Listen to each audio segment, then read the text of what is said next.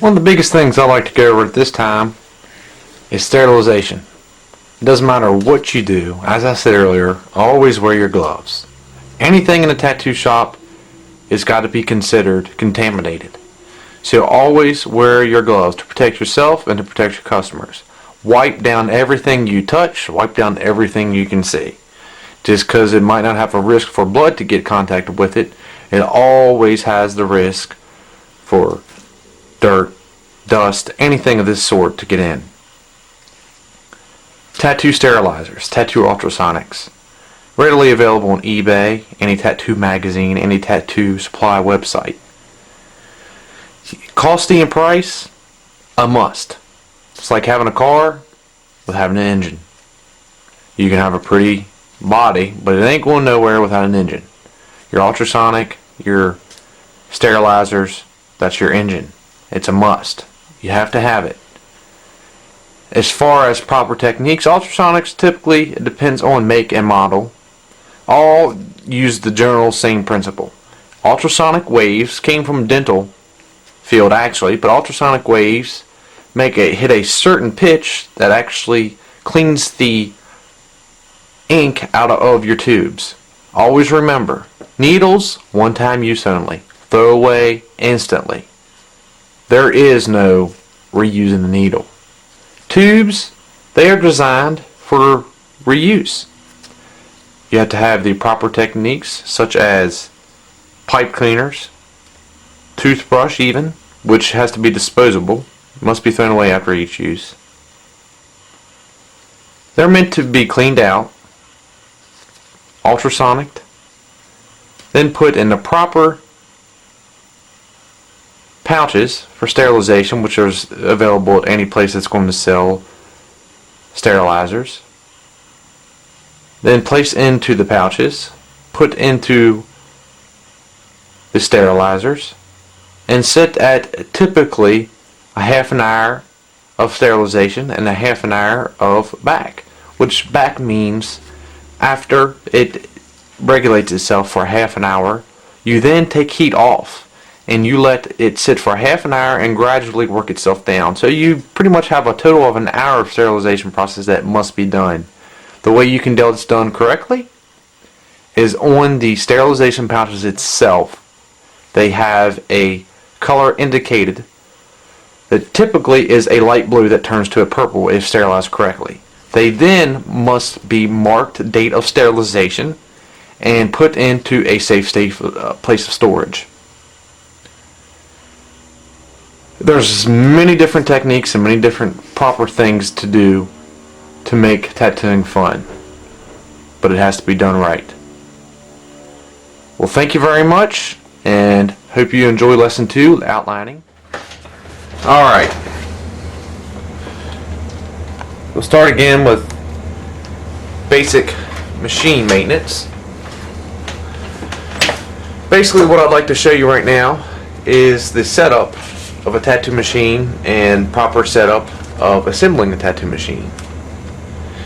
As discussed earlier, the tattoo machine is set up with some basic designs. It's got an exterior frame here. Pretty much it really depends on the manufacturer who you buy it from. There's so many different styles, but one of the key things that you're going to look for is the cutback on the top ridge here. If it's cut back a little bit farther back like this one is, it's typically meant for outlining. It serves a lot better purpose. And when they have a little bit farther, such as this one right here, it's typically a good setup for shading. A lot of times when you try to purchase a machine, they will have listed can set up either way, which is okay, but if you can buy one that's typically set up just for outlining or just for shading, it can work a lot better. With the coils, whether the coils and the cutback and everything put together, it'll all together be a smoother running machine. A lot of people that's mastered that art, Mickey Sharps and Danny Fowler machines and things of that nature, they are really good smooth running machines.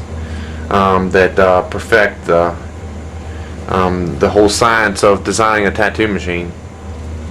Some things you're going to want to be observant of is right here on your contact.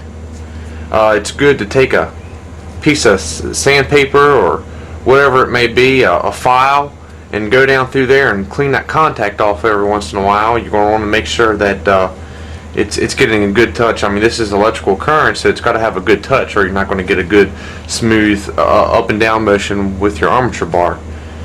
You're also going to make sure before you start tattooing and you have your contact screw set up to where you want it to be, that this is tight. You don't want it too tight because you don't want to ruin the inside of your screw here, but you want to make sure it's snug so it's not going to come loose while you're tattooing also. You want to make sure that there's nothing, no liquids, nothing that could get in the way on your coils themselves. Make sure it's cleaned off.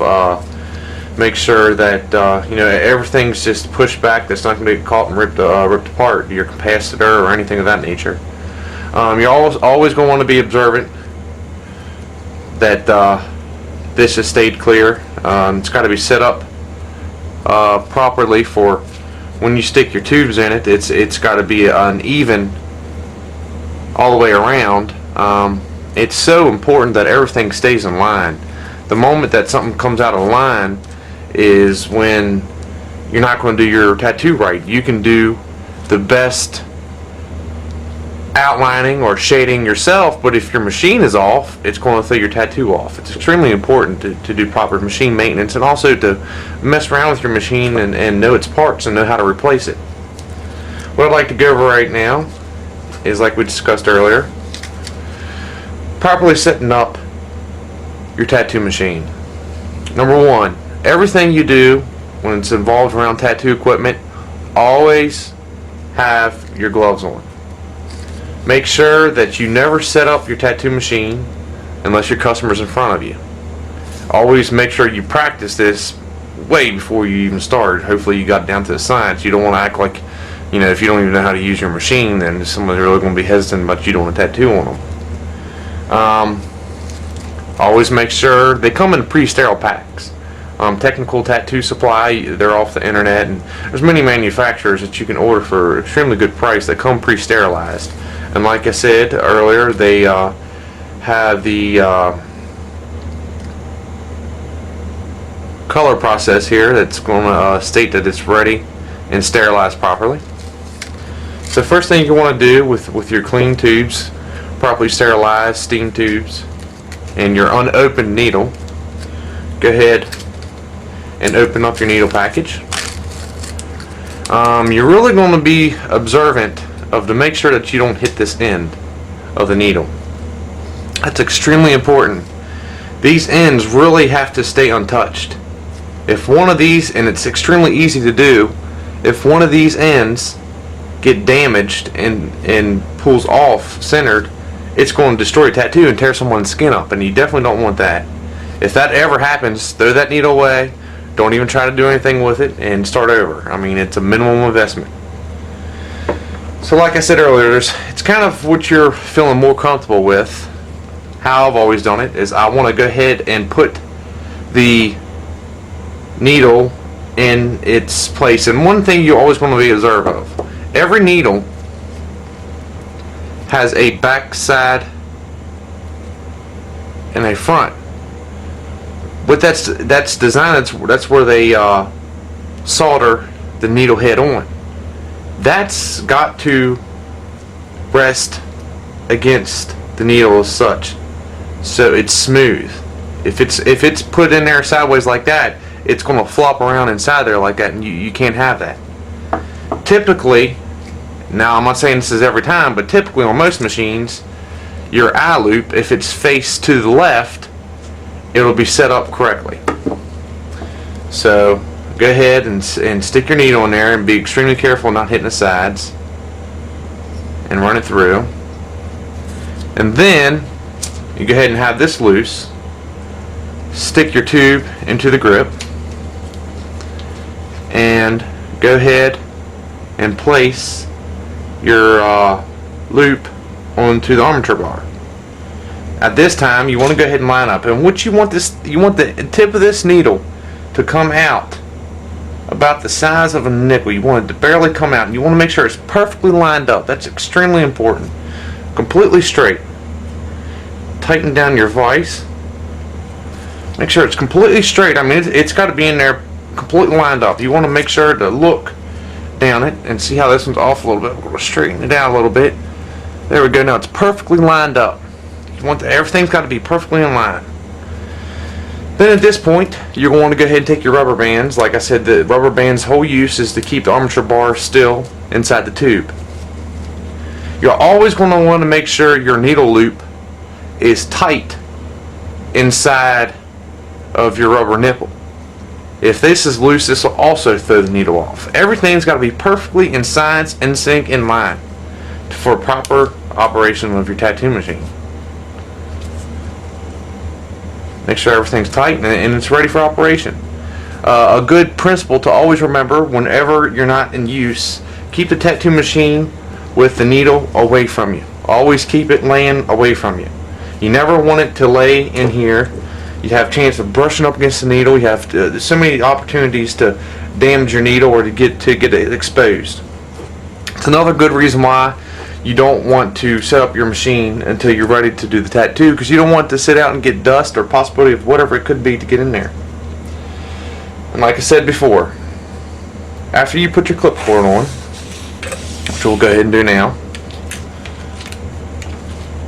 and like I said, every machine's set up a little bit different for this, but there's a slot at the top and the bottom. That's all the same, doesn't matter what machine you use.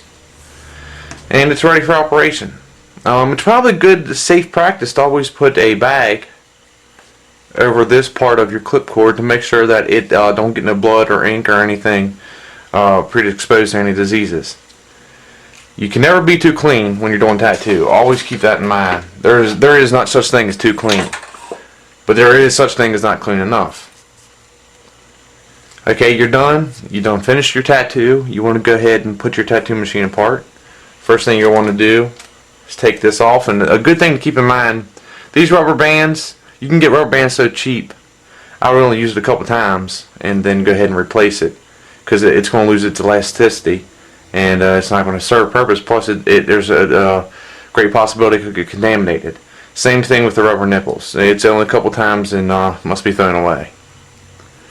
Always hold it away. Pull the tube down, and you can kind of use your finger to hold the needle in place. Then go ahead and take your hand and carefully slide it off and set your machine down. You want to make sure not to point the end of the needle. It's a contaminated needle at this point. You want to make sure that you don't stick it towards you. Keep it away, hold it up, and have your proper biohazard safety container like this one that I have here, and put it away for exposure. You gotta have it. Needles cannot be thrown away in garbage. After your biohazard container fills up, it must be properly disposed at your nearest hospital, or that's something that your health department would have to let you know. It cannot be thrown away. I mean, this is serious business. Being clean, keeping everything in line is serious business. Another important aspect that you're going to remember, and like I said, every time you're ever done with it, as soon as you're done operation, always go through, spray a little bit of alcohol on a paper towel, go through and clean your machine off, hit every point, clean this, get your tubes ready. It's usually good to put your tubes into a cup of whatever, alcohol or whatever. Then go ahead and clean them out a little bit with your pipe cleaner. Put them in your ultrasonic. Let them ultrasonic out a little bit. It typically depends on what kind of ultrasonic you buy, is how long it's going to be. Some are heated, some are not.